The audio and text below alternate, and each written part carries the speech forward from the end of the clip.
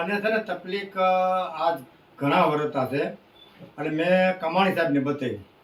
હા. એને ઝેરી કમળો કીધો. ઝેરી કમળો કીધો. બરાબર. પછી એને મુંબઈ રિપોર્ટ મોકલા ઝેરી કમળાના. એ રિપોર્ટ આવ્યા પછી એને દવા ચાલુ કરી. એ 2 વર્ષ દવા લીધી.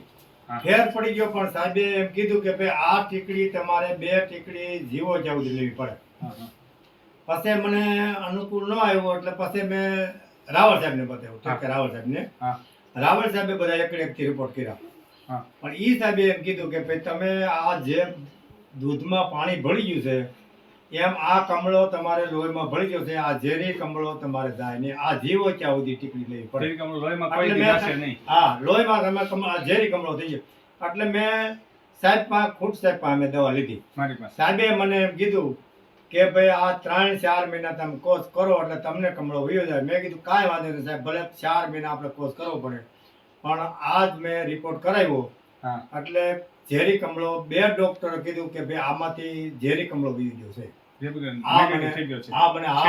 અને બીજા નંબરમાં કે કમળો મને હતો સાહેબ, પણ મને પેટ આમ ભરભરા રહેતું. આ દવા મેં લીધા પછી મને પેટ હાવ રેડી થઈ ગયું, હળવું પેટ થઈ ગયું, અપસરો મટી ગયો, શરીરમાં શાંતિ થઈ ગઈ, માથું ગેસને હિસાબે તકલીફ થતી એ બધી બંધ થઈ ગઈ.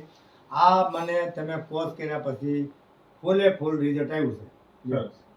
મને હાઈ ક્લાસ થઈ ગયું છે. આ દેશી દવાથી ને બધું દેશી દવાથી રાહત થઈ ગઈ. High class.